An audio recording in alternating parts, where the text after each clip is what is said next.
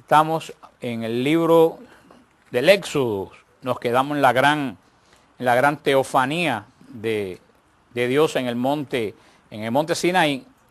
Vimos la semana pasada en el capítulo 19, en los versículos entre el 16 y el 24. Vimos cómo el Señor puso las pautas de la alianza.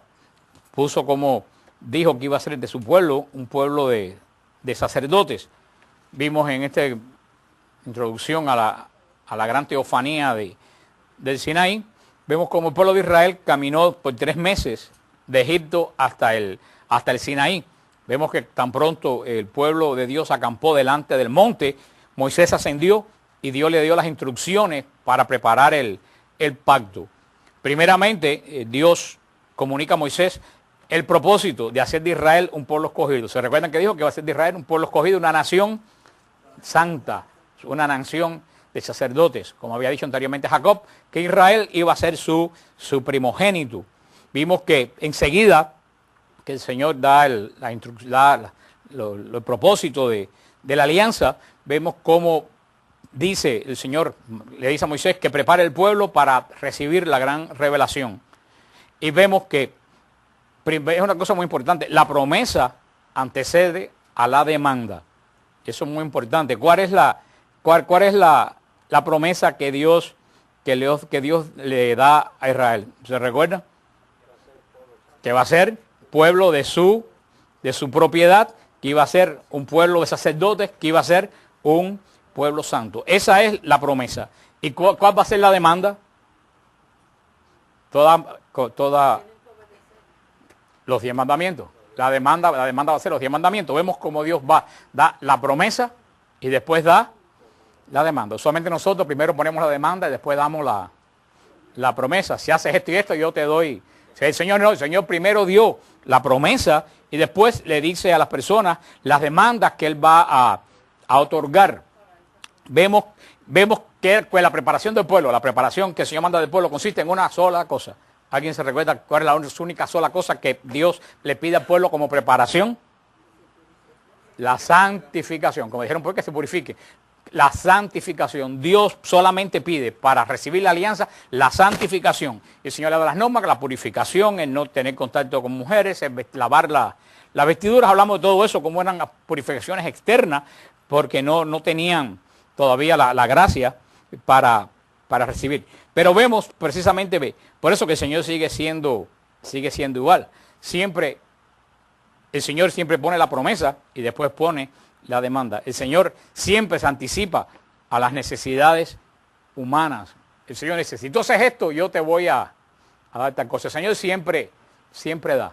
Y después que da, espera que nosotros seamos fieles a Él. Nosotros somos al revés. Nosotros, todas las personas que hacen promesas, ay Señor, si me das tal cosa, voy a llevar un ramo de flores a tal lugar. Nosotros primero hacemos la demanda y después hacemos la promesa. Primero, lo he dicho 40 veces, el Señor no necesita para nada flores de nadie.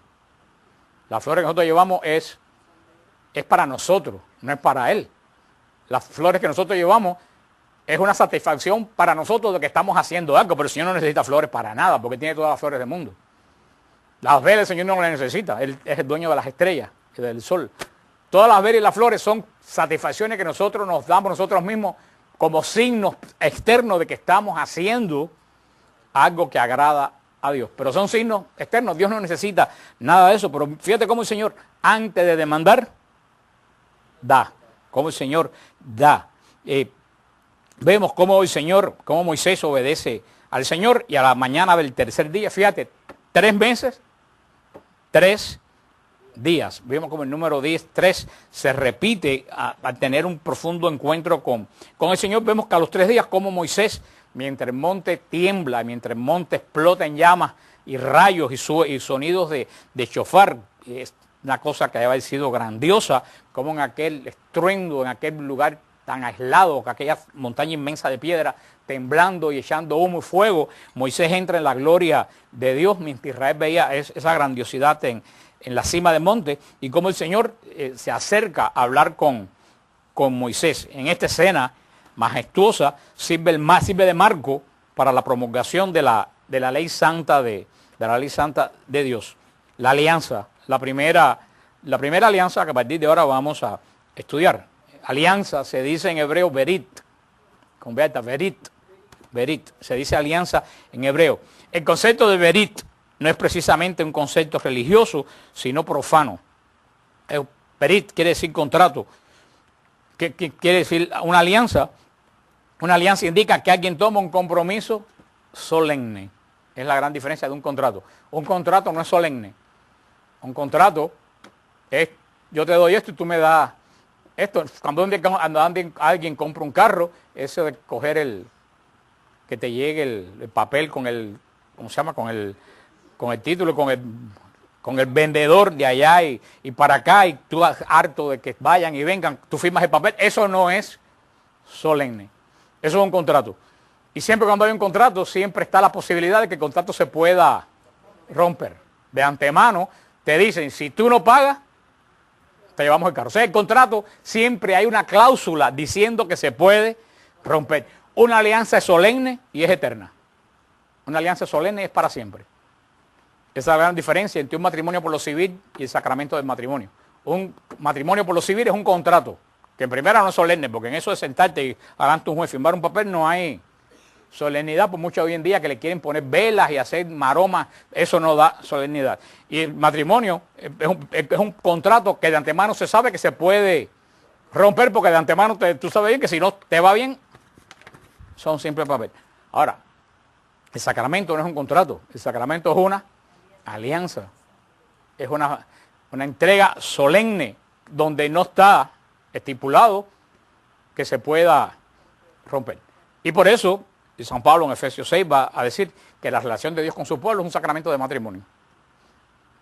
El capítulo 6, que se lee en muchas bodas, tiene poco que ver con el matrimonio. El capítulo 6 de Efesios tiene que ver con la relación de Dios con su pueblo, que es una unión tan profunda, que San Pablo dice que es tan profunda la unión de Dios con el creyente, que solamente se puede asemejar a la unión de un esposo con una esposa.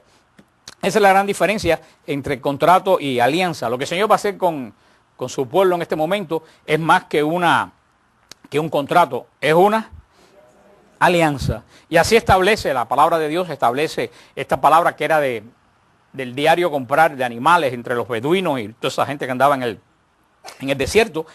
Y que la alianza que va a hacer el Señor con Israel tiene varios significados. El primer significado de la alianza es autocompromiso. Es un autocompromiso, es la primera significación, que se asume voluntariamente. Es Dios el que toma la iniciativa. El Señor tomó la iniciativa cuando se le aparece a Abraham en la encina de Mambré. No es Abraham quien clama a Dios, es Dios el que se aproxima a Abraham, porque es la misma alianza de Abraham la que Moisés va a firmar en lo alto del Sinaí. O sea, el Señor se autocompromete. El Señor le dice a Abraham, ven, vamos a hablar a ver si te conviene, como cuando uno compra un carro o una casa. Vamos a ver si te conviene esta alianza. No, el Señor de antemano se autocompromete en esta alianza. O sea que hay un autocompromiso, es el primer paso. El segundo paso es que hay imposición de una obligación. Es la imposición de una obligación. No se refiere al acto divino, sino al contenido de la ley. Cuando hay un autocompromiso, se impone una obligación. En este caso, la obligación, ¿qué cosa va a hacer? Los 10 mandamientos. Dios se comprometió primero a hacer de Israel un pueblo santo, un pueblo de sacerdote, un pueblo propiedad suya. Ahora, ¿cómo Israel va a responder a ese compromiso de Dios? Obligándose a cumplir los 10 mandamientos, al decálogo, que se recuerdan de aquí una cosa muy importante que hablamos al principio del Éxodo, cuando el Señor le pide a Israel, cuando estaba esclavo en Egipto, ¿a quién obedecía Israel en Egipto? Al faraón. ¿Se recuerdan que el Señor le pidió a Israel que pasara el trabajo lo pasara del faraón? ¿A quién? A él. Dios le dijo, yo quiero que tú pases toda la obligación y todo el trabajo que tú tienes a Faraón, que es tu rey, me lo pases a mí. Yo voy a ser tu rey, todo lo que tú haces. ¿Se recuerdan cómo dijimos, cómo se llama, cómo se decía en griego y en latín ese trabajo del pueblo de Dios para Dios? ¿No se recuerdan? Liturgia. Dijimos que la palabra griega y latina que se usaba para decir el trabajo del pueblo de Dios hacia Dios se llama liturgia. Eso es la liturgia. La liturgia es un trabajo del pueblo hacia Dios. Y Dios le pidió a Israel que traspasara el trabajo al faraón, al rey, al que lo castigaba, al que los hacía trabajar para él, gratis y obligatoriamente, que trasladara ese trabajo que hacía esclavo a faraón, lo traspasara libremente a Dios. O sea, Dios iba a ocupar el lugar de ¿quién? Del faraón. Eso es muy importante. Por eso iba a ser el pueblo de Dios. Ya no iba a ser el pueblo de faraón, iba a ser el pueblo de Dios. Y el Señor también se lo dice a faraón. ¿Se recuerdan cuando el Señor le dice a faraón que quiere que libere al pueblo? ¿Para qué? Para irse a caminar por el desierto. ¿Se recuerdan para qué quería que liberara al pueblo? Para adorar a Dios. Porque de ahí en adelante el trabajo del pueblo de Dios, la obligación del trabajo de Dios hacia Dios va a ser la adoración. El trabajo de los hombres para faraón era construir ladrillos, construir las pirámides, trabajar de esclavos. El trabajo del pueblo de Dios, cuyo rey va a ser el Señor, el trabajo que el Señor le pide a su pueblo es que lo adore. Por eso le pide que deje salir a su pueblo para adorar, no para trabajar ni para otro lugar. Por eso hablamos que ese era el primer trabajo del pueblo de Dios. El primer trabajo del pueblo de Dios es la adoración. Por eso hoy en día el demonio, cuando quiere corromper el pueblo de Dios, lo primero que corrompe es la adoración. Porque corrompiendo la adoración, corrompe el trabajo del pueblo de Dios. Por eso, como hay tantos católicos como hay, y tantos cientos de miles de católicos que no adoran, son personas que no están haciendo absolutamente nada dentro de la alianza. Tenemos un pueblo de más de 1.000, pasamos ya a los 1.100 millones de Iglesia Católica, increíblemente, mientras más problemas tiene, más crece. Eso es un misterio. Pasamos ya a los 1.100 millones de miembros, pero la gran pregunta es, ¿cuántos de esos 1.100 millones de miembros adoran? Esa es la gran pregunta. Y esa es la pregunta, porque yo mismo preguntaría, ¿cuántas de la gente que están aquí hoy sentados y cuántas de la gente que están mirando por internet, cuántas de esas personas adoran? Ese es el trabajo de nosotros. Eso es lo que el Señor pide para nosotros. Así como nosotros nos levantamos todos los días y tenemos la obligación de trabajar 8 horas para faraón. Porque eso es lo que hacemos. Siguen habiendo faraones. Eso es lo que seguimos. Nosotros seguimos trabajando para faraón. Y bastante que nos cuidamos de trabajar a las 8 horas. De no faltar porque te pueden votar. Pero sin embargo a la adoración faltamos con una... Cuando esa debía ser, cuando toda fuente de bendición no viene del trabajo que haces para faraón, toda bendición viene del trabajo que tú haces para Dios. La bendición viene de tu adoración. Por eso, hermano, y yo se lo digo, toda persona cuando se levanta, lo primero que tiene que hacer es adorar. Antes del desayuno, antes de nada, lo primero que la persona debe hacer es adorar. Leerla, si no sabe cómo hacerlo, leer la liturgia de las horas, los laudes. Si no los tiene el libro del pueblo de Dios de los laudes, lo puedes sacar por internet. Hay montones de... Pones liturgia de las horas, pones laudes, te dan los laudes de los laudes. Y si no puedes hacer los laudes, léete un salmo. Léete un salmo y reza la oración del Señor, el Padre Nuestro. Dice, Señor, comienzo el día adorándote y poniéndome bajo tu dominio. Debemos comenzar el día, antes de hacer trabajo faraón, debemos adorar. Debemos hacer nuestro trabajo para Dios. Porque vemos que el Señor, primeramente, hace un compromiso. Él se compromete a bendecir a su pueblo. Pero al mismo tiempo nos imponemos una obligación. En este caso estamos hablando del pueblo de Israel. La obligación del pueblo de Israel, por supuesto que era la adoración. Pero en esta alianza también va a ser... Y vamos a ver cómo la adoración, cuando lleguemos, estudiemos los mandamientos de la alianza. Vamos a ver cómo la adoración es el primer mandamiento.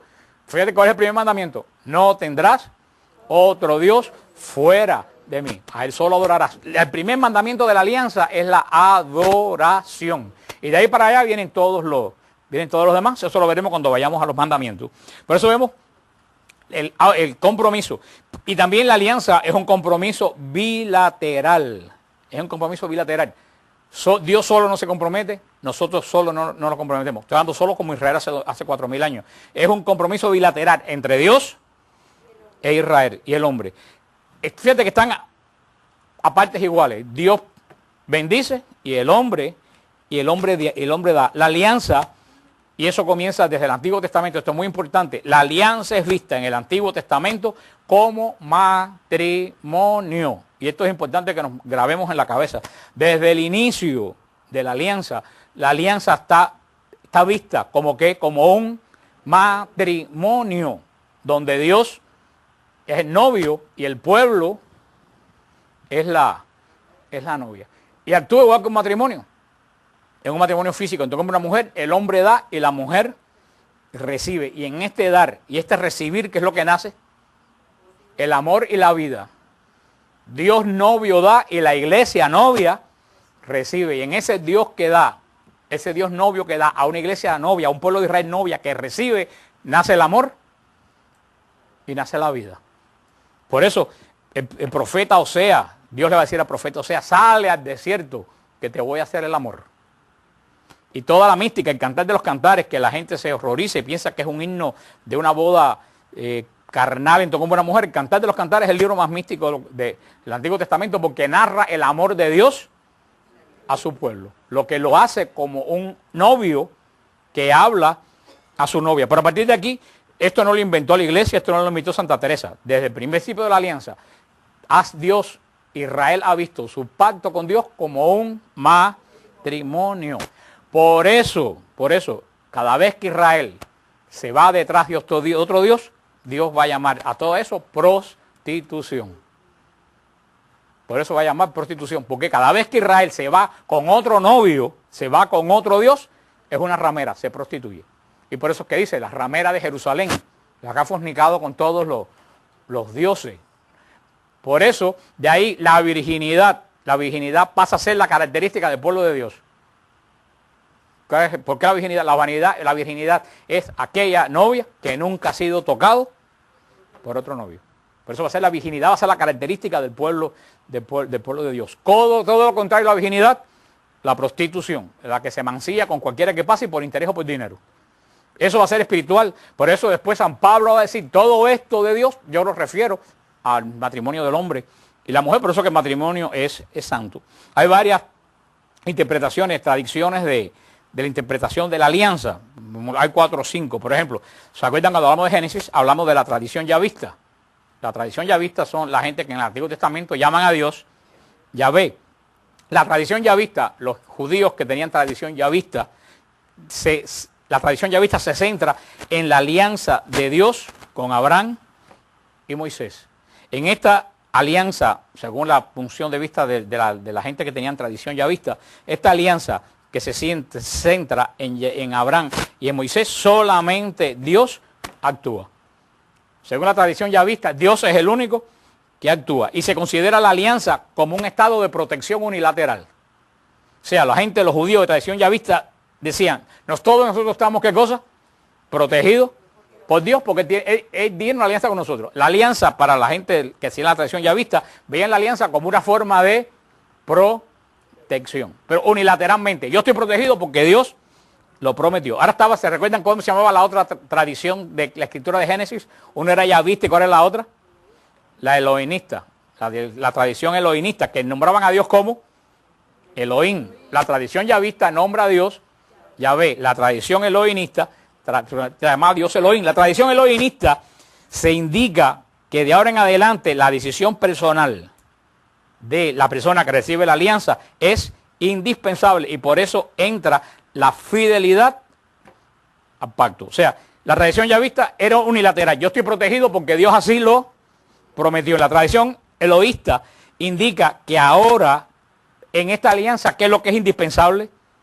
Mi decisión personal de pertenecer a este compromiso que yo he contraído con Dios.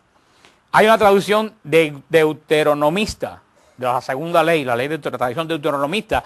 La palabra alianza pasa a ser un símbolo de mandamiento. Para la tradición deuteronómica, alianza quiere decir mandamiento. 10 mandamientos que hay que cumplir. Cada vez que la traducción deuteronomista, que es la más importante en Israel en la época de Cristo, la tradición decía alianza, ¿qué cosa?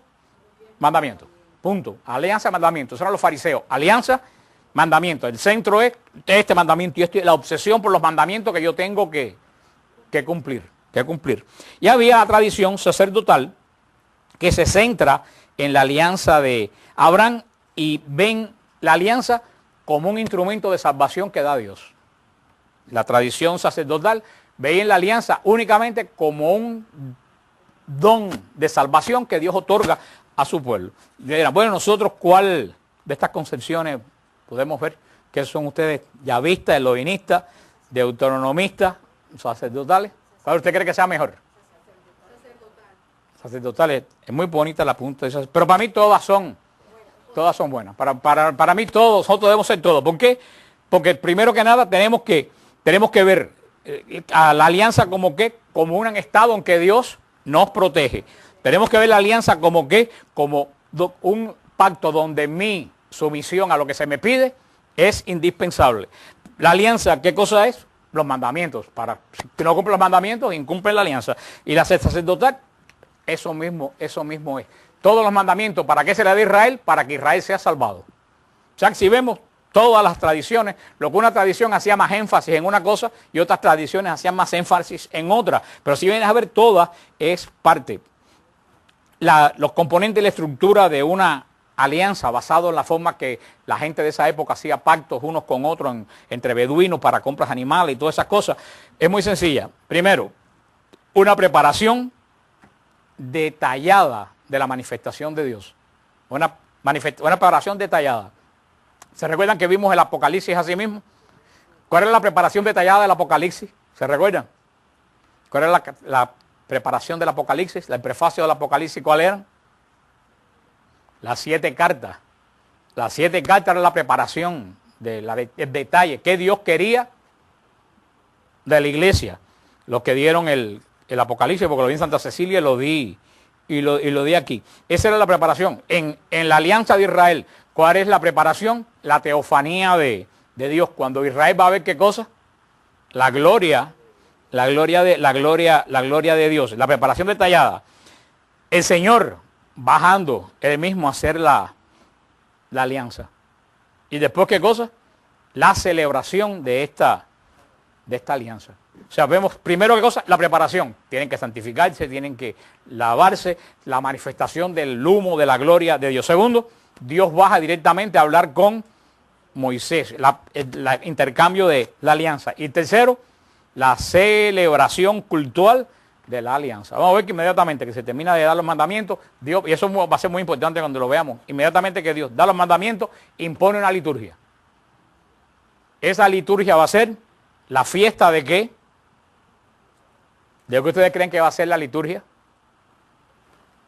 ¿La fiesta de qué?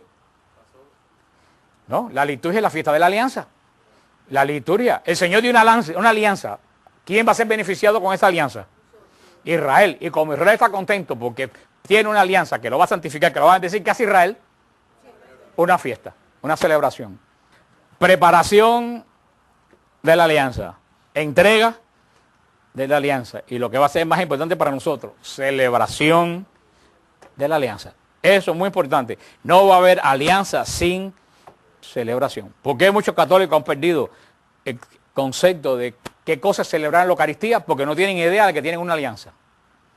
Si uno supiera que tiene una alianza con Cristo, donde Cristo te da la vida eterna, cada Eucaristía fuera para ti una fiesta. Pero mucha gente va a la Eucaristía y no sabe que la Eucaristía es una celebración de ¿qué? De alianza. Cada Eucaristía es una celebración de alianza. Cada vez que tú vienes a la Eucaristía, tú vienes a celebrar que gracias a Dios, Dios te ha dado la vida eterna en Cristo Jesús. Y eso son cosas que ni se dice, porque hoy en día esas cosas no se dicen en la iglesia. ¿Ustedes lo han oído decir en la iglesia? No se menciona, se habla, lo dijo el Santo Padre, no lo digo yo, se habla mucha tontería en la iglesia y no se habla de lo que se le tiene que decir al pueblo de Dios. Porque estas cosas no le interesan a la gente. ¿Por qué no se llena este ministerio? Porque ahora si dijeran, ahí está Franca hace milagro y se sanan los sordos, la gente llegaran hasta medio de parqueo, porque seguimos igual que en la época de Cristo, lo que estamos buscando es tontería. O si yo digo que voy a hablar de los misterios del tercer secreto de Fátima, tú verás cómo se llenaba un auditorio. Pero como estamos dando palabra de Dios, a la gente no le importa. Y como a la gente no le importa, por eso no celebra. Y por eso no entiende a la iglesia. Y cuando se aparece cualquiera por ahí con un culto emocional, ahí se van la gente detrás de las emociones. Vamos a ver después el capítulo 34, va a promulgar la importancia, la segunda promulgación de los mandamientos. En adelante. Eso ya va a ser mucho más adelante para allá para el Deuteronomio, que por eso se llama Deuteronomio. Segunda alianza se repite en el Éxodo, la renovación de la alianza, porque vamos a ver que el Señor da la alianza 2 veces, pero no vamos a llegar ni busquen el 34, porque si no saben todavía es 20 que van a entender del 34, así que ni se metan ahí. Eso es lo que tienen que va a dar el Señor. La alianza el Señor la va a dar 2 veces. Vamos a ver que Moisés rompe la primera alianza, rompe las tablas. Y Dios tiene que dar otra vez las tablas. Vamos a ver todo eso. Pero es muy importante todo esto relacionado con la alianza, porque de esta alianza va a surgir primeramente en Israel. Israel va a tomar la liturgia, el trabajo de Dios lo va a tomar de la alianza. ¿Qué es lo que va a hacer continuamente Israel en el templo? Leer la alianza. Lo primero que va a hacer Israel es leer la alianza. Y después, ¿qué es lo que Israel va a hacer en el templo? Sacrificio. Sacrificio de la celebración de ¿qué? De la alianza que han escuchado. Y eso es lo mismo que hacemos en la nueva alianza en la Eucaristía. Primero se lee la palabra de Dios y después que hacemos el sacrificio de alabanza de lo que hemos escuchado. Esa es la interacción de la Eucaristía, que viene de la interacción de la alianza de Israel, de cómo celebrar la alianza. Por eso mucha gente va a la Eucaristía y siempre nosotros pensamos que el Evangelio es algo diferente de la comunión. Y el Evangelio no es algo diferente de la comunión. La comunión es la complementación del Evangelio. Y se lo he dicho un montón de veces, estoy seguro que para muchos lo va a sonar nuevo. Pero tú en la Eucaristía tienes que orar no por lo que te venga a la mente, tú tienes que orar de acuerdo a lo que oíste en el Evangelio. Tú tienes que orar en la Eucaristía de acuerdo a lo que tú oíste en el Evangelio de ese domingo. Si tú no lo haces así, tú estás teniendo una espiritualidad loca. ¿Cuál fue el Evangelio del domingo pasado? ¿Cuál fue? Qué bien están. No, yo no sé, porque mi iglesia es otro ciclo de evangelio que no lo lleva la iglesia romana. Yo llevo el ciclo bizantino, que es diferente. Nosotros fue el evangelio de la samaritana. Pero ¿qué fue el evangelio en la iglesia, en la amar a Dios sobre todas las cosas?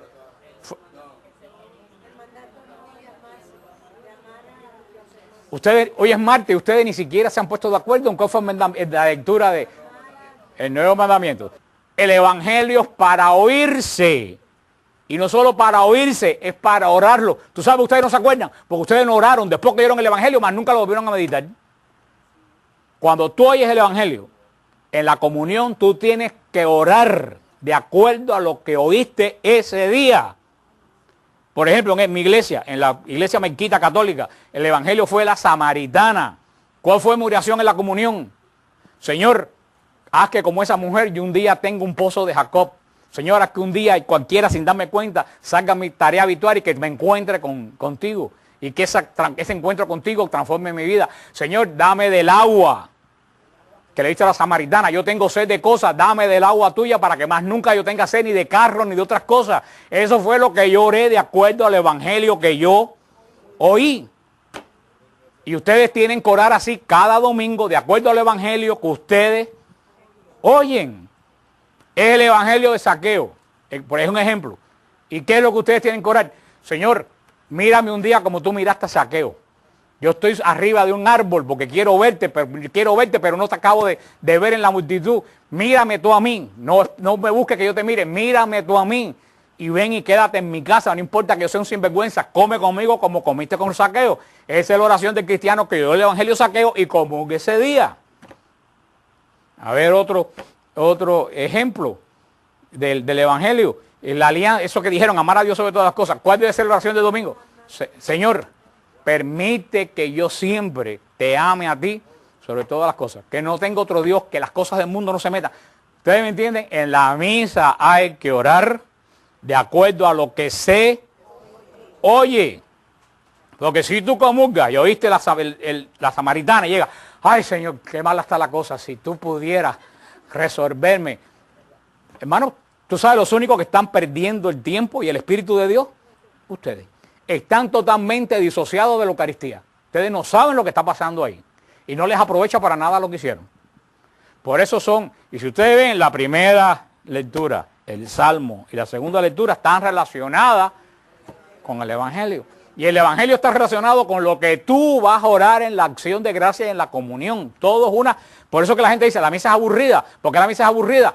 Porque la misa está diciendo una cosa y tú estás orando otra. Por otro lado, la misa lo que te guía en tu oración personal. Así como hay que ver la Eucaristía. Así como Israel veía el pacto de Dios, por eso leían siempre el Deuteronomio, leían la Torá. Israel meditaba la Torá y oraba en base a la Torá en los sacrificios. Por eso los sacrificios eran importantes, porque era la fiesta de la alianza. Es muy importante, antes de empezar a leer la alianza, que empezaremos la semana que viene, que tener cosas muy importantes. En la alianza hay 3 tipos de elementos dentro del código de la alianza. Y esto es muy importante. Hay leyes cultuales. En la alianza hay leyes que se refieren ¿a qué? Al culto. ¿Cómo hacer el culto? Hay leyes judiciales. Hay leyes judiciales. ¿Cómo no hacer esto? No hacer esto, no violar a una mujer, que un hijo no se case o no se acueste con la tía o con que una persona. Hay leyes que son judiciales y hay leyes de carácter ética. Hay leyes de ética, que son las leyes sanitarias.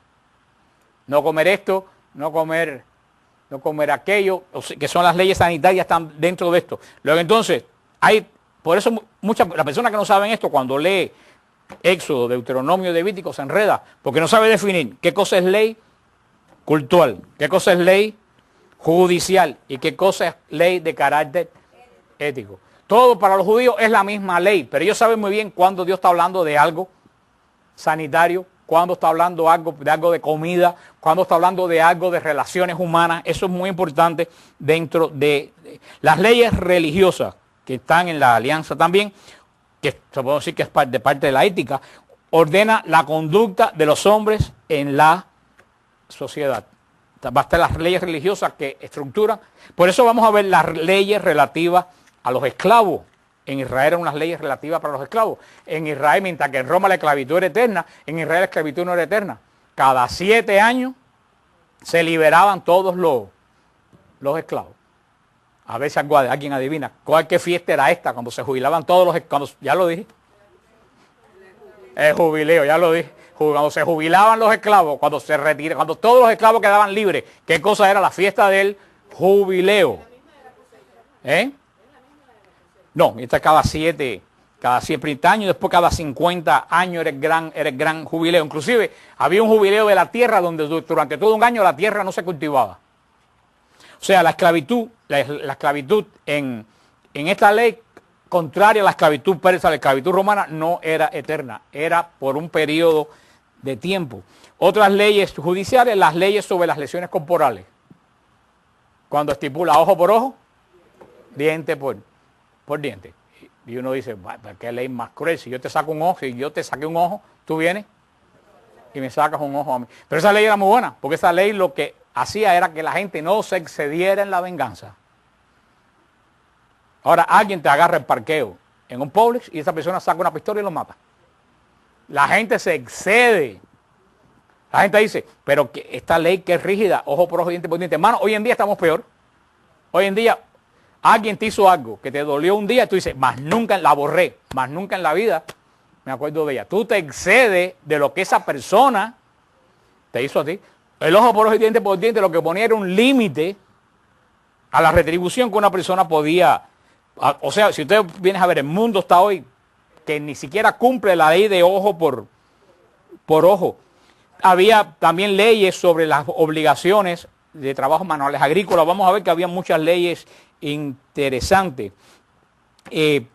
Vamos a ver cómo la conclusión de una alianza se pone en relieve como la experiencia del pueblo de Israel. La alianza de Dios con Israel va a marcar el pueblo de Israel para hasta el día de hoy, para toda la vida. Es tan importante que hoy en día un judío sigue viviendo ¿de qué? De la Torá. Después de 4000 años. El cruce del mar, la Pascua y la alianza marcó Israel para toda la vida. Como a nosotros los cristianos, la muerte de Cristo marca la existencia del cristiano para toda la vida. Y eso tiene una realidad. ¿Por qué? ¿Dónde se establece nuestra ley nueva, nuestra alianza nueva? En la cruz. Así como Israel es marcado en el Sinaí, nosotros somos marcados en la cruz de Jesucristo. Vamos a ver una cosa muy interesante. La alianza crea un concepto nuevo. ¿Cuál es el concepto nuevo? Y fíjate cómo Israel va van caminando. Vamos a empezar la semana que viene con la alianza. Primeramente, ¿qué cosa? ¿Cuántas personas habían en la alianza? Originalmente, ¿cuántas personas había en la alianza? Una. Era la alianza de Dios con... Ahora, alguien me dijo el otro día, me preguntó de WTN, ¿por qué Dios escogió al pueblo de Israel? No, la respuesta, y está bien lo que ustedes dijeron, pero es más allá, la respuesta es que Dios no escogió a Israel, Dios lo hizo. Dios no escogió a Israel, Dios hizo a Israel. Dios hubiera escogido a Israel si Dios hubiera dicho, aquí está Egipto, aquí está Israel, aquí está la China, aquí está Grecia, yo me quedo con Israel. Ahí lo hubiera escogido, pero Israel no existía. Israel fue una creación de Dios. Dios crea Israel a partir de un hombre. Por eso que Dios no escoge, Dios hace. Por eso yo creo que esa palabra, pueblo escogido, está mal usada. Está mal usada. Es el pueblo hecho.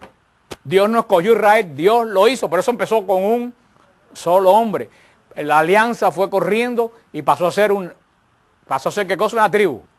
Con los 12 hijos de Jacob. Cuando llega Israel a Egipto y cuando Israel sale de Egipto, ¿qué cosa era ya Israel? Un pueblo. Era un pueblo. Y llega al monte de Sinaí siendo ¿qué cosa? Un pueblo. Cuando Israel sale del Sinaí, es una nación. Fíjate cómo es el paso. Una persona, una familia, una tribu, un pueblo y una nación.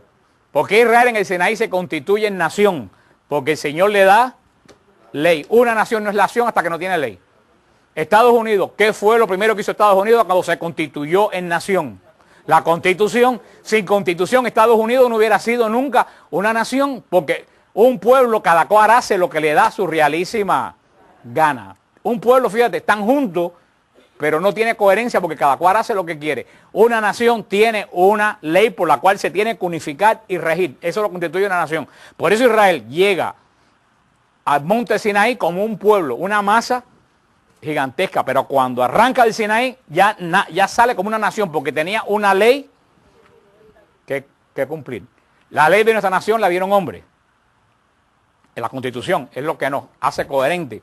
Al pueblo de Dios lo hace coherente la Constitución de Dios, que son los 10 mandamientos, que es la ley. Por eso vamos a ver que el pueblo de Israel nace verdaderamente en el monte Sinaí. Y vemos que un pueblo que entró como un ganado detrás de Moisés, salen de aquí ya divididos en tribus. Cuando Israel arranca del Sinaí, ya no va cada cual mezclado, ya va la tribu de José, la tribu de Leví, la tribu de Gad, la tribu de Manasés, ya van todas las tribus organizadas. ¿Y quién es el que va a la cabeza de todo? Fíjate que es muy interesante, ¿quién va delante de todas las tribus? ¿No? Quien va delante de todas las tribus es el arca. Fíjate qué interesante, delante de todas las tribus lo que va es el arca y detrás van las 12 tribus organizadas. ¿Y por qué va delante el arca? ¿Qué tiene el arca dentro? Los mandamientos. Por eso el pueblo va siguiendo lo único que a ellos los hace pueblo, que es guardar los mandamientos. Por eso cuando el arca la ponían en el piso, Israel acampaba. Acampaba las 12 tribus. Fíjate que todas las tribus se ponían alrededor del arca. Cuando el arca se levantaba, Israel se ponía sus cosas y salía a caminar detrás del arca. Cuando había guerra, lo vamos a ver, ¿qué es lo primero que entraba a la guerra? El arca. Y cuando el pueblo de Israel que estaba en guerra veía entrar el arca en la batalla, ¿ustedes saben lo que gritaban? ¡Aleluya! ¿Por qué gritaban aleluya cuando el arca entraba a la batalla? Porque decía, si el arca entró, nosotros ganamos. ¿Por qué ganan? ¿Por qué? ¿Porque el arca es una cosa mágica? No, porque si el arca entró es que tenían el testimonio del pacto de Dios con ellos y Dios no iba a ser infiel al pacto. Por eso, aleluya, decía alabad a Yahvé. Cuando veían que el arca entraba en la batalla, decían alabad a Yahvé, la batalla está ganada. El arca entró en batalla. Por eso el arca va a ser el centro del culto de Israel hasta la época de Jesucristo. Todo el culto se va a hacer alrededor de ¿qué? Del arca. Porque ¿qué cosa era el arca? El testimonio de que Dios tenía un contrato con Israel. Por eso toda nuestra vida en la nueva alianza está alrededor del sagrario, porque el sagrario es la nueva arca. El sagrario es el testimonio de que Dios tiene un pacto con nosotros. Y por eso el sagrario es el lugar de la nueva arca, lo que congrega. Por eso el sagrario tiene que estar en el medio de la iglesia, no en un cuarto en el fin de la iglesia. Como Israel tenía el arca en el medio, la arca no estaba en el fin del templo. Todo el culto se refería al arca y todo el culto se refiere a Jesucristo que está en el sagrario. Todas las desgracias que tenemos en la iglesia provienen de la falta de respeto que hemos tenido con la Eucaristía. No le busquen más. ¿Por qué hay sacerdotes que han fallado en la iglesia? Porque perdieron el temor de Dios en la Eucaristía. Un sacerdote que tiene temor de Dios en la Eucaristía trata de no pecar. Un sacerdote que peca y sigue celebrando la Eucaristía, hermano, no cree en Dios. Te lo digo a ti y se lo digo a cuantos curas esté viendo la televisión. Un sacerdote que se acuesta con una mujer por 7 años, como el caso que vimos por ahí, y sigue al día siguiente celebrando la Eucaristía, no cree en Dios. No cree en Dios. Porque yo cuando peco no voy a comulgar porque tengo temor de Dios. ¿Cómo yo voy a celebrar la Eucaristía y comulgar acostando con una mujer durante 7 años? Esa persona no cree en Dios. Un sacerdote que se acostó con un joven o abusó de un niño, que son los menos casos, para casi todos los casos son de homosexuales, y sigue celebrando la Eucaristía, no cree en Dios. Y esos son los problemas que hemos tenido nosotros en la iglesia. Y por eso el Papa Juan Pablo II escribió la carta Eclesia Eucarística, donde dice que el sacerdote tiene que vivir en y por la Eucaristía. El sacerdote tiene que vivir en la Eucaristía y tiene que vivir por la Eucaristía. La vida de un sacerdote gira. Ah, pero ¿qué pasó? Cogimos la Eucaristía. Y hermano, y parece una cosa externa, pero muchas veces las cosas externas hablan de las cosas internas. Eso, ponemos la Eucaristía ahí, vaciamos la iglesia, ponemos la Eucaristía ahí. Eso, hermano, es una consecuencia externa de lo que tenemos. Porque una persona que tiene celo por la Eucaristía no hay quien la mueva del medio. Esas son las viejitas, esa gente que está en la vida entera llamando a la iglesia. ¿Por qué no ponen la Eucaristía en el medio? Mira que esa vieja fastidia. No, esa vieja tiene temor de Dios que te falta a ti. Que eres sacerdote o que eres obispo. Y por eso los laicos tenemos que seguir, y no nos podemos callar. Y tenemos que seguir quejándonos, tenemos que seguir protestando acá que vemos abuso. ¿Y qué pasó? Nosotros se sacó la Eucaristía, que cuando tenemos la Eucaristía en el altar, se ha profanado la Eucaristía. ¿Cómo se ha profanado la Eucaristía? Cada cual inventando lo que le da su realísima gana. En Israel nadie podía inventar un sacrificio. Las leyes de Dios son perennes. Y lo que hace el pueblo de Dios católico es que la misma Eucaristía que se celebra aquí es la misma Eucaristía que se celebra en la China. Y tú vas a una Eucaristía en alemán y tú sabes lo que están diciendo, lo que están pasando, aunque tú no sepas el idioma.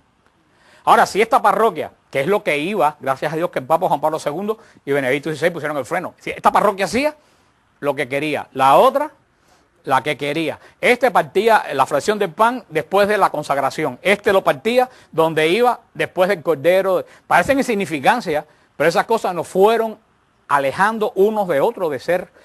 Entonces, de la verdad de la iglesia. Tú ibas a iglesia que tú decías, pero esto es una misa diferente. Lo que están haciendo aquí. El sacerdote no se ponía la casulla, se ponía la estola encima o no se ponía aquello. No, hermanos, fuimos perdiendo la cohesión de ser católico. Y ahí empezó el desastre.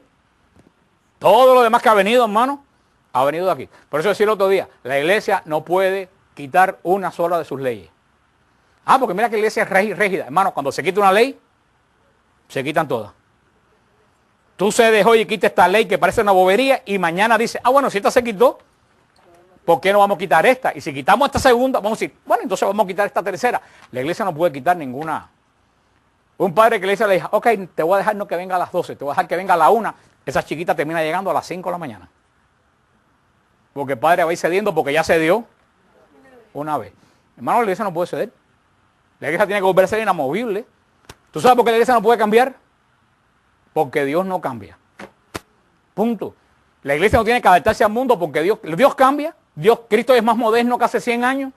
Dios es el mismo. La iglesia tiene que ser siempre la misma. Nosotros no tenemos que cambiar. Y ahí vino el gran problema, todos estos escándalos y desastres que están pasando. Y bendito sea Dios que están pasando. Hay que darle gracias a Dios por los escándalos que están pasando. Y de aquí a 7 años, toda esa porquería se va a haber ido. Y la gente que vienen atrás van a ser sacerdotes santos. Es bueno, porque si esto no pasa, hermano, el demonio cree que no está haciendo un mal. El demonio no está haciendo un bien. Porque si esto no pasa, esa porquería se hubiera hecho vieja dentro de la iglesia. afectando al pueblo de Dios y cambiando y haciendo las cosas que les da la gana. Así que tenemos que darle gracias a Dios porque es decir, Señor, sigue sacudiendo la mata hasta que se caiga la última porquería en la iglesia. O sea que esto no nos está pasando por malo, esto que está pasando, porque tú sabes por qué esto que es tan doloroso está pasando. Es bueno, pues sencillamente por lo que dice la carta a los romanos. Todo obra para bien de los que ama a Dios. Esto que está pasando, que el mundo está bailando rumba porque piensa que es la destrucción de la iglesia, no es la destrucción de la iglesia, es la sanación de la iglesia. Destrucción de la iglesia hubiera sido si ese elemento sigue aquí adentro, pudriendo a los fieles, con consejos malos en los confesionarios, con obispos malos dirigiendo diócesis. Y hay que decir, cada vez que aparece un escándalo, digo, si es verdad, yo digo, bendito sea Dios, si es verdad, si es mentira, haz tu justicia, Señor. Pero si es verdad, que se vaya. Que se vaya, hermano, parece duro, pero la iglesia no puede seguir en la forma que iba.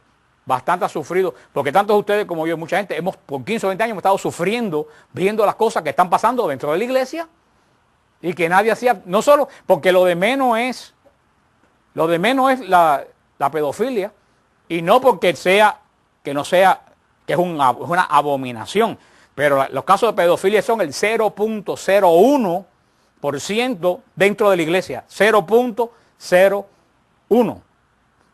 El problema de la iglesia son más serios que eso. Y estaba viendo todavía unos reportajes de los casos de pedofilia mundial, el 2% pertenecen a todas las iglesias y el 98% a la familia conocida. Y yo se lo digo, el problema más grande que tienen los sacerdotes y los obispos no es la pedofilia, es la arrogancia y otros tipos de cosas. Y la arrogancia, que hasta hace poco no se podía decir nada a un párroco, porque cuidado con eso, el pueblo de Dios, y el pueblo de Dios no está para servir al párroco, el párroco está para servir al pueblo de Dios. Y eso es lo que se había olvidado, y eso es lo que el Señor estaba volviendo a poner. Pero ya una persona me decía, que había ido al seminario en estos últimos años, dice que cómo ha cambiado el seminario de Miami. Y no para malo, sino para bien. Yo me acuerdo hace como 5 o 6 años, un muchacho de nuestro ministerio entró en el seminario y vino horrorizado, porque lo primero que le dijeron fue que no se extralimitara en las oraciones, que se limitara solamente a las devociones que daba el seminario. Eso fue lo que dijeron el primer día. Es como decirle a un muchacho en medicina, no estudie demasiado, nada más que, es como si yo le dijera, no estudien esto, nada más que oigan lo que yo les digo hoy. Si yo les dijera a ustedes eso, a mí ustedes no me interesaran. ¿Por qué yo le he hecho la descarga que les he hecho a ustedes? Porque me interesa que ustedes crezcan, para eso están sentados en esta silla 1 hora y oyendo a mí decir payasada. Pero ¿cómo el seminario va a decir a un seminarista que entra, no te extramayas más allá en las devociones? Ya ahora en este momento en el seminario hay 2 o 3 veces a la semana adoración del Santísimo. O sea, hemos visto que todo esto sí está funcionando. Sí está funcionando. Y sé que hubo un curso de canto gregoriano en Ave María y muchos seminaristas jóvenes aquí de Arquidiócesis fueron al curso de canto. ¿Cuánto por 10 años antes hubo un seminarista un curso de canto gregoriano? Y agárrense que Monseñor Wensky le encanta la liturgia tradicional de la iglesia. No se equivoquen, no es un pastor de relajo. El Monseñor Wensky es muy estricto y las cosas litúrgicas es extremadamente estricto. Así que tenemos que orar a Dios por este nuevo pastor que nos ha dado la arquidiócesis. O sea que parece que todo esto no tiene que ver, pero todo esto que ver tiene que ver. Porque la desgracia de Israel comenzó cuando Israel se empezó a apartar de la celebración de la alianza. Y tan es así, para que ustedes se den cuenta, tan es así. Recuérdense de todo lo que les he explicado aquí. ¿Qué pasó con el arca 400 años antes de Cristo? ¿Qué pasó? Se perdió. Le dije, por 1000 y tantos años, ¿cuál fue el centro de Israel y del culto de Israel? ¿Cuál fue el centro? El arca. Y 400 años antes de Cristo, el arca se perdió. No fue que se perdió. Israel rompió el pacto y Dios dijo, si tú rompiste el pacto, yo me llevo el testimonio del pacto. Fíjate, ¿cuál era el centro del culto de Israel? El arca. Eso se tiene que grabar. 400 años antes de Cristo, no había arca. ¿Qué había detrás de la cortina? Nada. ¿Tú no te das cuenta que se volvió un culto vacío? Porque se dejó de centrar en qué. Empezaron a guardar, empezaron a guardar la ley, pero empezaron a guardar la ley como hombre, no como Dios quería. Empezaron a guardar la ley por la letra. No esto, no esto. Grábate la palabra de Dios en tu frente, se la ponían aquí en una cajita. ¿Tú no has visto los judíos se ponen una cajita aquí? Con unos tirantes, ellos se ponen una cajita aquí cuando van a orar. Y alguien me preguntó que si se la ponían para no darse golpe con el muro. Eso es verdad que alguien me lo preguntó y le dije, no, eso no es de corcho. Ahí tiene la ley escrita. Pero ¿tú sabes por qué se la ponen aquí? Porque dice la ley, grábate la palabra de Dios en tu frente. Hermano, eso quiere decir que se la metieran aquí. Pero ellos, como se volvieron legalistas, se la ponían. Amárrate en la mano derecha. ¿Qué es lo que quería decir? Que todo lo que hicieran, lo hicieran por la ley. La mano derecha se usa para hacer cosas. Todo lo que vayas a hacer, hazlo de acuerdo a la ley de Dios. ¿Qué hacían ellos? Se amarraban. No se rían, que muchos de ustedes es posible que sean iguales. Que ustedes sean unos legalistas de la ley de Dios, de la nueva ley de Dios. Y amas a Dios a tu prójimo, no ames a nadie. Y estés fajado y odiando a medio mundo. Porque ese es el problema, por eso el Señor está sacudiendo a su pueblo. El Señor terminó la alianza con Israel, pero esta alianza no la puede terminar porque la otra era con un cordero, esta es con Cristo. Y como el Señor no puede terminar con esta alianza, por eso nos está sacudiendo. Pero la ley de Israel, y miren esto, a ustedes que saben un poquito más, miren esto que grave. 400 años antes de Cristo, cuando el sumo sacerdote con la sangre del cordero que había sido degollado, movía la cortina y entraba detrás de la cortina, ¿qué había? Nada. En eso se volvió, el culto de Israel se volvió nada. Hermano, vacío. Dice que cuando Tito salió, que estaban quemando el templo, que entró el Santo de los Santos, salió ahogado de risa y dijo, pero si ahí no hay nada. Y no sabe la gran verdad que dijo, no había nada. El centro del culto desapareció. Pero como Cristo, el centro de la Eucaristía, centro de la iglesia, también en un momento desapareció de nuestras iglesias. Nos quedamos sin nada. Por eso tú ibas a la iglesia y llegabas a orar como una iglesia protestante. Tú no sentías, cuando el Señor está en el sagrario, hermano, una persona espiritual lo siente. A mí nunca se me olvida, y yo no soy más espiritual que nadie. Una vez cuando en una conferencia de siervos de Cristo vivo en el Jensen Night Convention Center, yo entré a Jensen Night Convention Center, como siempre, y dije, le dije a la persona que iba conmigo, que era Alex, el hijo de Ana, le dije, Alex, yo estoy aquí, yo siento como que estoy en una... Yo sentía que me dijo, Alex, claro, mira para allí. Cuando miro por una ventana, estaba puesto el Santísimo en una ventana de cristal. La presencia de Dios se sentía. Tú entras a una iglesia protestante, tú entras aquí, tú no sientes nada porque aquí no tenemos sagrario, porque esto no es una iglesia. Pero cuando tú entras a un lugar que está el Santísimo, y nosotros, Sonia, Mildred y yo, que limpiamos el cuarto de la reunión en el retiro. Cuando estamos limpiando el cuarto, Mildred, Sonia, ¿qué sentimos allí? Es un cuarto vacío, pero cuando está el Santísimo en el medio, llena. Eso es lo que ha pasado en nuestras iglesias, se quedaron vacías como Israel se quedó. Pero una cosa muy interesante es que Dios todo lo hace bien. Tú sabes lo que había en el centro de atrás cuando se perdió el arca. ¿Qué es lo que había atrás del arca? Una piedra. Había una piedra grande. Sobre esa piedra se ponía el arca. La piedra esa era el soporte del arca. Esa piedra se llamaba la piedra angular. Esa piedra se llamaba la piedra angular.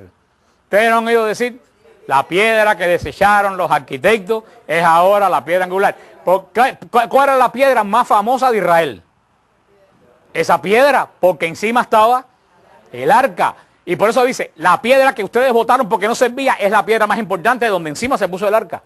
Esa era la piedra angular, era el ángulo de Israel, no porque era el ángulo de una esquina, era el ángulo porque encima estaba lo más importante de Israel, era la piedra angular. Por eso dice, Cristo es la piedra angular que desecharon los arquitectos. Pero cuando el sacerdote entraba, el arca se perdió, pero la piedra angular no, porque estaba en el piso. Cuando el sacerdote entraba, cuando el arca se fue, el sacerdote tiraba la sangre encima de la piedra.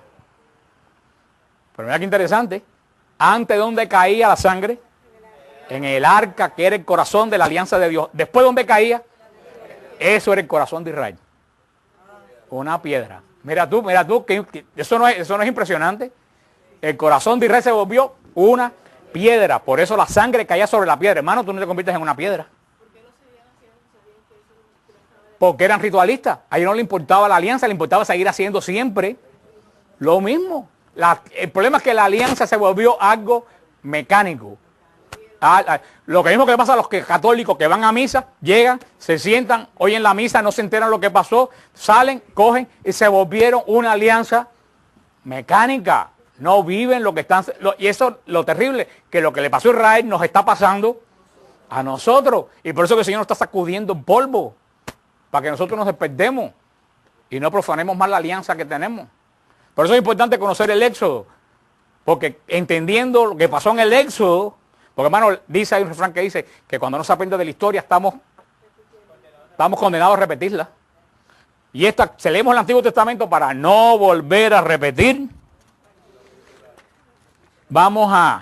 Ya la semana que viene, si Dios quiere, vamos a comenzar a leer la ley y vamos a ir por los mandamientos, uno por uno, estudiando los mandamientos. Así que va a ser muy interesante porque los mandamientos los vamos a estudiar por el catecismo de la iglesia relacionado con Israel. Y es más importante de lo que los mandamientos son más importantes, porque recuérdense lo que le dije en la clase anterior. Los judíos no tenían los mandamientos divididos en 10. Cuando leen el Éxodo, lean capítulo 20, no dice primer mandamiento, segundo mandamiento. Dios no dio 10 mandamientos, Dios dio toda una serie. Si nosotros decimos el decálogo, los judíos no lo conocían como decálogo. El que dividió los mandamientos en 10 fue San Agustín. San Agustín, para que no fueran fáciles, dividió los mandamientos en 10. Y después Lutero cambió el sentido de los 10 mandamientos que dividió San Agustín. Porque San Agustín dijo, es imposible que una persona memorice el capítulo 20 completo. Entonces vamos a resumir, San Agustín dijo, vamos a resumir en el título de los 10 mandamientos. Y los dividió en 10. Podría haberlo dividido en 12, pero lo dividió en 10. Por eso ahí se conoce como el decálogo, pero los judíos no lo conocían como el decálogo, los judíos lo conocían como la ley, punto. Y para los judíos no hay primero, ni segundo, ni tercero, ni cuarto. Por eso cuando los protestantes dicen, ustedes tienen los mandamientos más, yo sé que lo tengo bien. ¿Quién te dijo a ti si eso ni siquiera los judíos lo conocen? Tú estás modificando algo que hizo un obispo católico llamado San Agustín. Punto. Por eso vamos a ver cómo esta ley, claro, si tú vienes a ver la esencia, son 10, pueden hacer un núcleo entre 10, pero tú lo puedes dividir y puedes pasar unos sobre todo los 3 primeros, tú puedes pasar unos para otros. Vamos a ver la semana que viene cómo vamos a leer no por uno, sino vamos a leer los 3 que son relacionados a Dios y los 7 que son relacionados al hombre. Porque hay 3 mandamientos que es mi obligación para con Dios, pero hay 7 que es mi obligación para el prójimo, que eso es algo nuevo. Eso va a ser algo nuevo. Eso te va a decir, tú no solo tienes obligación con Dios, tú tienes obligación con los otros. Por eso los mandamientos se dividen así, 3 para Dios, 7 para el hombre. Y uno va a decir, ¿y cuál es más importante unos de otros? Todos son importantes. Partiendo del primero, la esencia de los mandamientos es el primero, no tendrás otro Dios fuera de mí. A la vez que se quita ese mandamiento, se pierde toda la alianza. Así que van a ver que va a ser muy interesante el estudio de la alianza. Y después, más interesante va a ser el estudio de la fiesta de la alianza. Porque hemos estudiado, ¿qué cosa? El prólogo de la alianza. Después vamos a estudiar la alianza. Después vamos a estudiar la fiesta de la alianza. Porque sin fiesta de alianza no hay alianza. Asume voluntariamente. Es Dios el que toma la iniciativa. El Señor tomó la iniciativa cuando se le aparece a Abraham en la encina de Mambré. No es Abraham quien clama a Dios, es Dios el que se aproxima a Abraham, porque es la misma alianza de Abraham la que Moisés va a firmar en lo alto del Sinaí.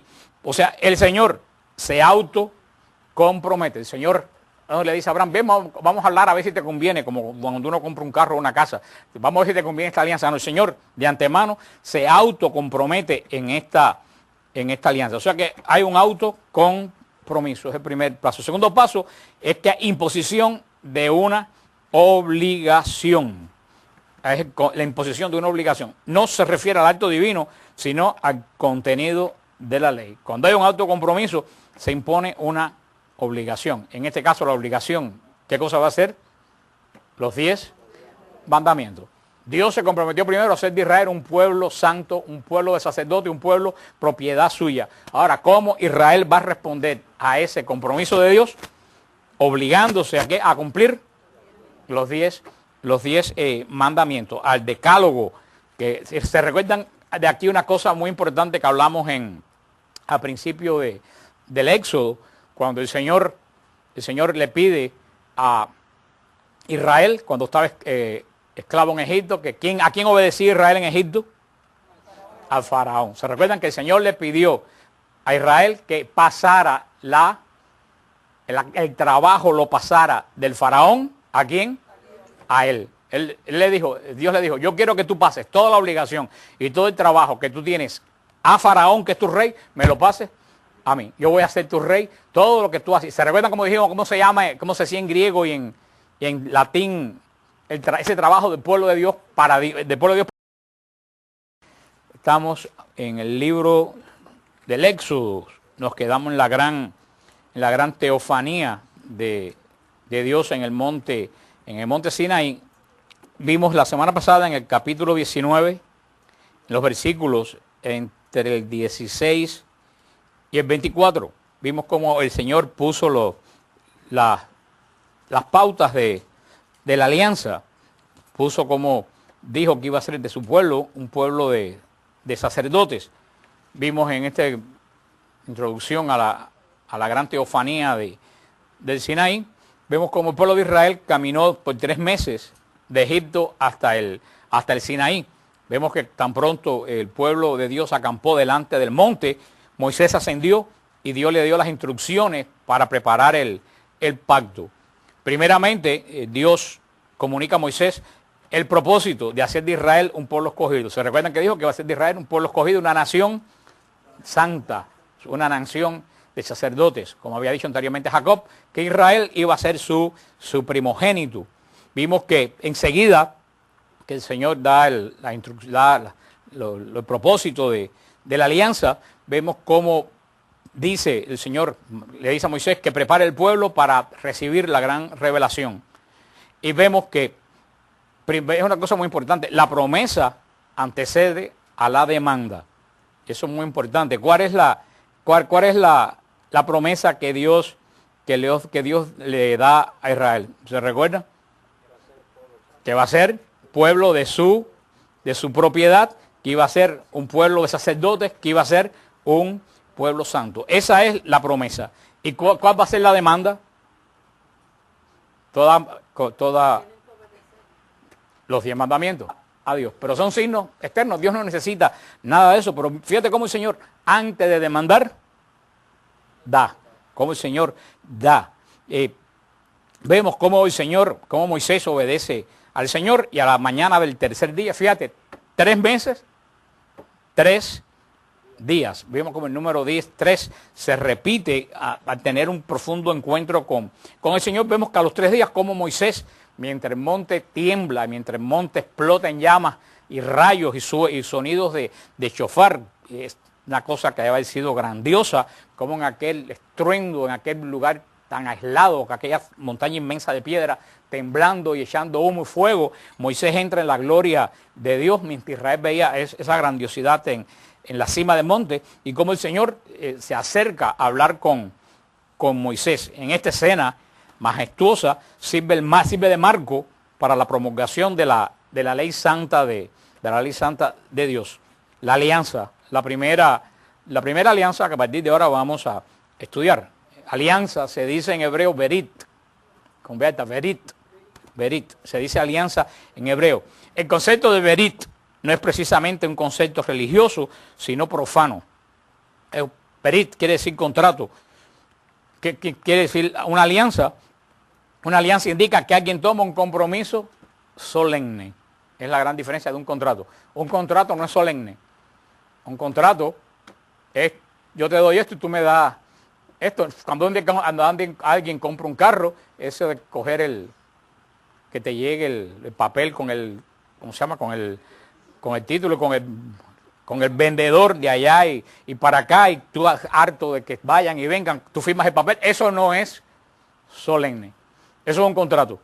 Y siempre cuando hay un contrato, siempre está la demanda va a ser los 10 mandamientos. Vemos cómo Dios da la promesa y después da la demanda. Usualmente nosotros primero ponemos la demanda y después damos la promesa. Si haces esto y esto, yo te doy. Si el Señor no, el Señor primero dio la promesa y después le dice a las personas las demandas que Él va a otorgar. Vemos que la preparación del pueblo, la preparación que el Señor manda del pueblo consiste en una sola cosa: ¿Alguien se recuerda cuál es la única sola cosa que Dios le pide al pueblo como preparación? La santificación. Como dijeron, ¿por qué se purifique? La santificación. Dios solamente pide para recibir la alianza la santificación. El Señor le da las normas, que la purificación, el no tener contacto con mujeres, el lavar las vestiduras. Hablamos de todo eso, como eran las purificaciones externas, porque no tenían todavía la gracia para recibir. Pero vemos, precisamente, por eso que el Señor sigue siendo igual. Siempre, el Señor siempre pone la promesa y después pone la demanda. El Señor siempre se anticipa a las necesidades humanas. El Señor dice, si tú haces esto, yo te voy a dar tal cosa. El Señor siempre da.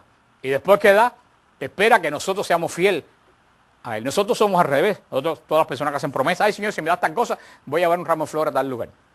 Nosotros primero hacemos la demanda y después hacemos la promesa. Primero, lo he dicho 40 veces, el Señor no necesita para nada flores de nadie.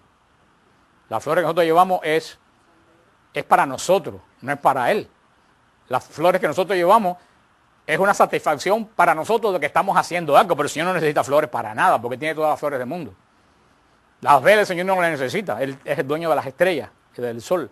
Todas las velas y las flores son satisfacciones que nosotros nos damos nosotros mismos como signos externos de que estamos haciendo algo que agrada. La posibilidad de que el contrato se pueda romper.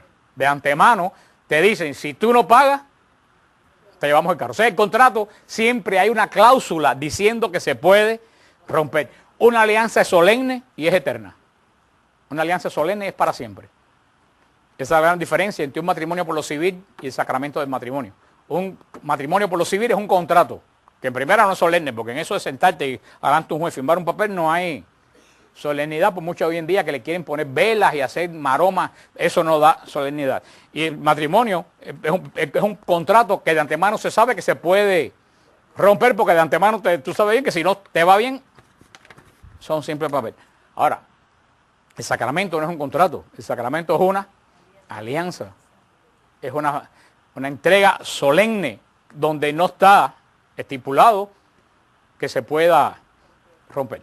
Y por eso San Pablo en Efesios 6 va a decir que la relación de Dios con su pueblo es un sacramento de matrimonio. El capítulo 6, que se lee en muchas bodas, tiene poco que ver con el matrimonio. El capítulo 6 de Efesios tiene que ver con la relación de Dios con su pueblo, que es una unión tan profunda, que San Pablo dice que es tan profunda la unión de Dios con el creyente, que solamente se puede asemejar a la unión de un esposo con una esposa. Esa es la gran diferencia entre contrato y alianza. Lo que el Señor va a hacer con su pueblo en este momento es más que un contrato, es una alianza. Y así establece, la palabra de Dios establece esta palabra que era del diario comprar de animales entre los beduinos y toda esa gente que andaba en el desierto. Y que la alianza que va a hacer el Señor con Israel tiene varios significados. El primer significado de la alianza es autocompromiso. Es un autocompromiso, es la primera significación. Que se